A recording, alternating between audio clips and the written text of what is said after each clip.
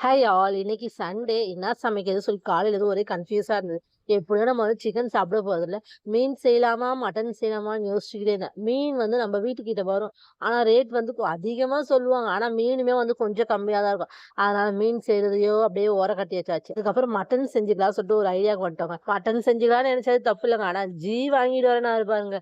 நம்ம காலையில 8 மணிக்கு கேட்டா தான் நம்ம வீட்டு கிச்சனுக்கு 12 மணி, 1 மணிக்கு தான் வாங்கிட்டு வந்து தருவாப்புல. அந்த அளவுக்கு எள்ளுனா எண்ணெயா இருப்பாரு என்னோட வீட்டுக்காரு. சரின்னு சொல்லி எப்படியோ ஒரு வழியா 12:30 மணிக்கு வாங்கிட்டு வந்து குடுத்தாரு.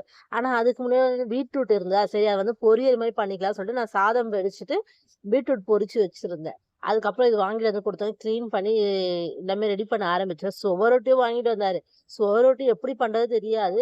ஒருத்தர் வந்து ஒரு ஒரு மாரி பண்றாங்க. சரி நான் இந்த வாட்டி எப்படி பண்ணியிருந்தேன்னா, இந்த சுவரொட்டிய எடுத்து நல்லா அடுப்புல வந்து நல்லா சுட்டு எடுத்துட்டு, அந்த ரத்தம்லாம் வந்து அப்படியே நல்லா வடிய ஆரம்பிச்சுச்சு அதுல இருந்து. அப்புறம் அதெல்லாம் வந்து நல்லா சுட்டு எடுத்துட்டு, தக்காளி, வெங்காயம், மிளகுலாம் வந்து நல்லா அதிகமா போட்டு நல்லா ஃப்ரை மாரி பண்ணி எடுத்தாச்சு. பெப்பர் ஃப்ரை மாரி. நல்லா இருந்தது டேஸ்ட்டு. அதுக்குள்ளேயே வந்து மட்டன் கிரேவி பண்ணிக்கலாம்னு சொல்லிட்டு அதுதாங்க ரெடி பண்ணிட்டு இருந்தேன். சைட் பை சைடு ஒண்ணு ஒண்ணா ரெடி ஆயிட்டு இருந்தது. இன்னைக்கு நம்ம வீட்டு ஸ்பெஷலான லஞ்ச் இதுதாங்க. மட்டன் தொக்கு, பீட்ரூட் பொரியல், அதுக்கப்புறம் வந்து சுவரொட்டி, பெப்பர் ஃப்ரை. நீங்க என்ன ஸ்பெஷலான லஞ்ச் சாப்பிட்டீங்க சொல்லுங்க. நம்ம சேனல் தொடர்ந்து வாட்ச் பண்ணி சப்போர்ட் பண்ணுங்க. பை. Thank you.